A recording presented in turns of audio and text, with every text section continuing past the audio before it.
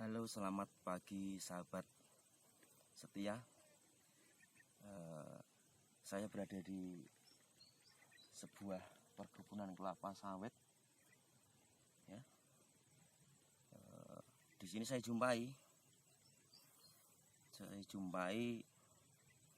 jenis-jenis tanaman perdu.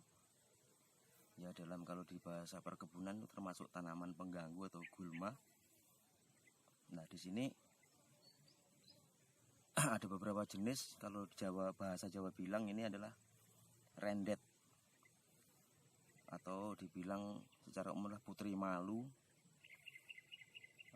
Dalam bahasa ilmiahnya yaitu Mimosa pigra atau Mimosa invisa.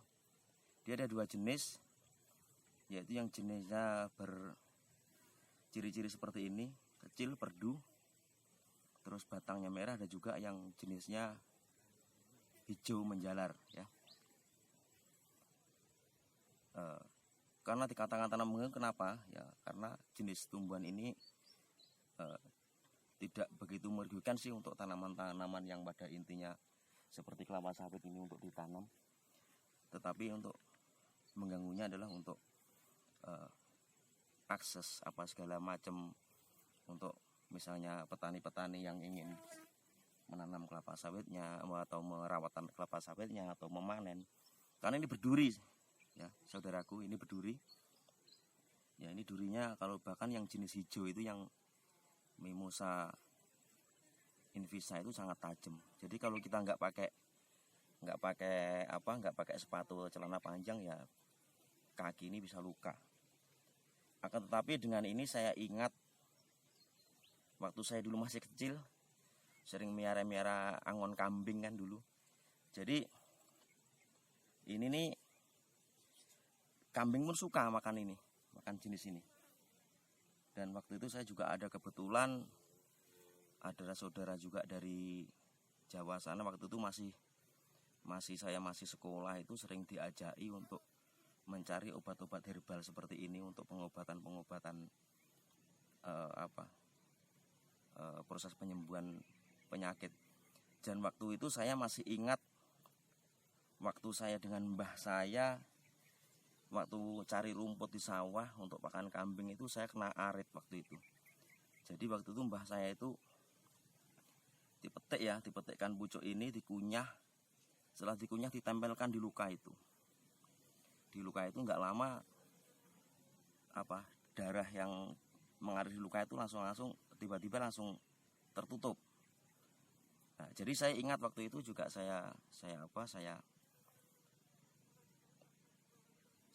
ingat dengan saudara saya, ternyata kandungan-kandungan yang ada dalam tumbuhan putri malu ini sangat-sangat tinggi. Ya, di situ ada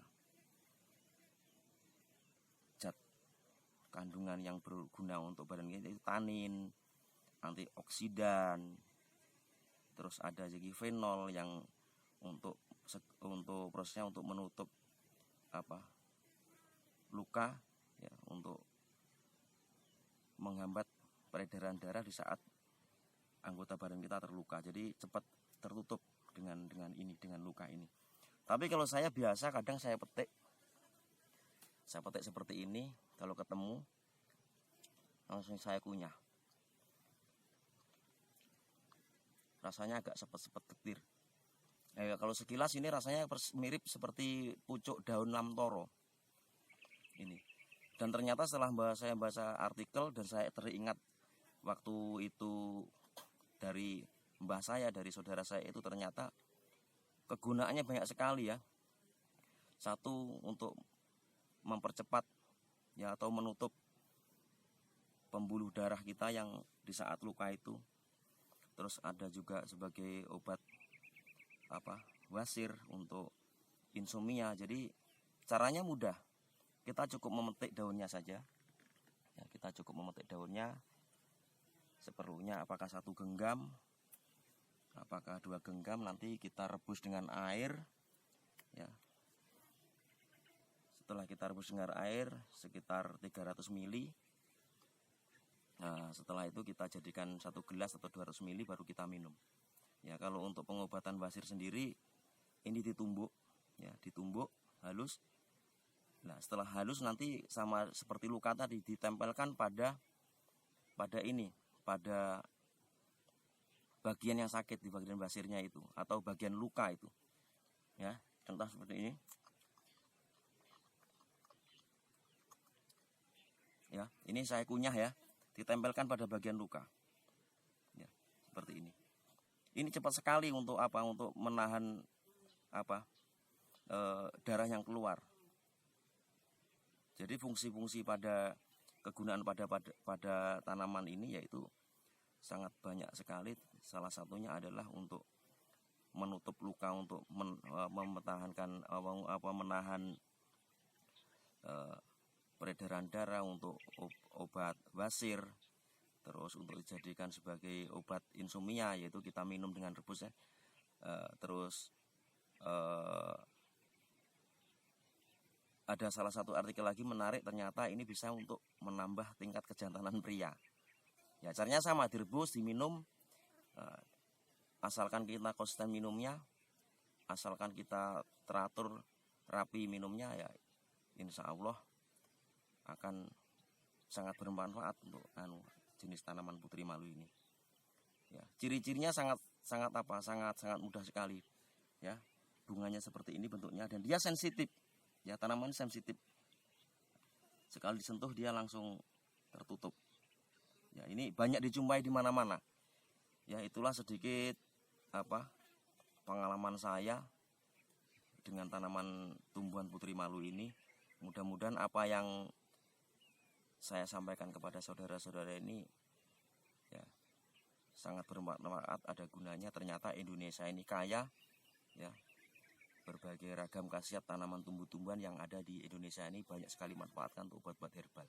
Ya, nanti ada jenis ceplukan, ada jenis lagi meniran, ada lagi sidogori, yaitu sangat banyak sekali manfaatnya. Itu aja sharing dari saya, mudah-mudahan sangat bermanfaat untuk kita semua, untuk saudara-saudara kita. Akan tetapi semua keberkahan itu ya, dari Tuhan yang Maha Kuasa. Tanpa terkecuali kita harus selalu taat dan ikut apa yang menjadi tuntunan, apa yang menjadi ajaran-ajaran, apa yang menjadi prinsip iman kepada Tuhan yang Maha Kuasa. Tanpa terkecuali kita harus selalu mendekatkan diri kepada Tuhan yang Maha Kuasa. Salam santun, salam persaudaraan.